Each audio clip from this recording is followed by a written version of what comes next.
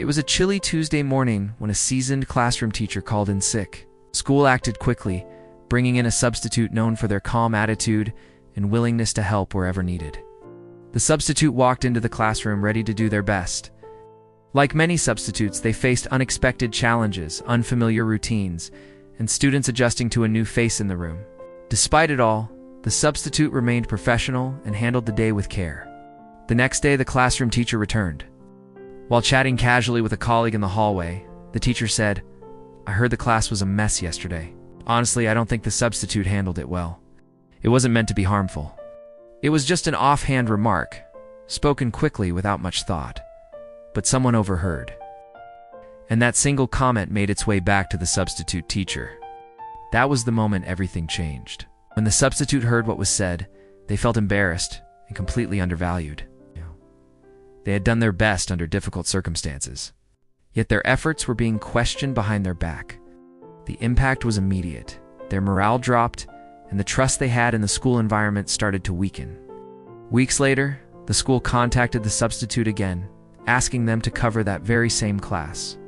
This time, the substitute politely declined. It wasn't out of anger, but out of self-respect. They no longer felt comfortable in that environment. As a result, the students lost consistency and access to a substitute who genuinely cared and tried their best. But the story doesn't end there.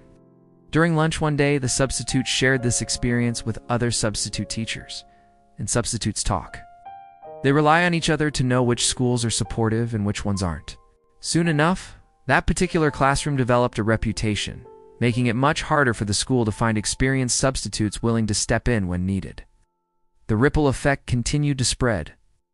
Quiet whispers began to circulate among the permanent staff. Trust between colleagues weakened. Collaboration felt more strained, and teachers became more guarded with their words. Worried about being misjudged, the school's professional culture began to erode, not because of some big policy failure, but because of one seemingly small, everyday interaction. And who ultimately pays the price for all of this? The students. With fewer substitutes willing to cover the class, the students experienced frequent disruptions. Their lessons became inconsistent, and the stability they needed was lost. Their learning suffered, not because of any malice, but because of a single moment of carelessness. This story teaches us 5 powerful lessons. First, our words matter. Even the most casual remarks can have lasting and unforeseen consequences. Second, respect builds trust. Every single educator, whether they're a permanent teacher or a substitute, deserves to be treated with dignity. Third, professionalism protects everyone. Maintaining a positive and supportive tone safeguards relationships and the entire school culture. Fourth, and this is a big one, think before you speak. A few seconds of reflection can prevent weeks or even months of damage. And finally, the students must always come first. Every action we take, every word we say, should ultimately support their learning and their stability. This story is a powerful reminder that professionalism isn't just about policies written in a handbook.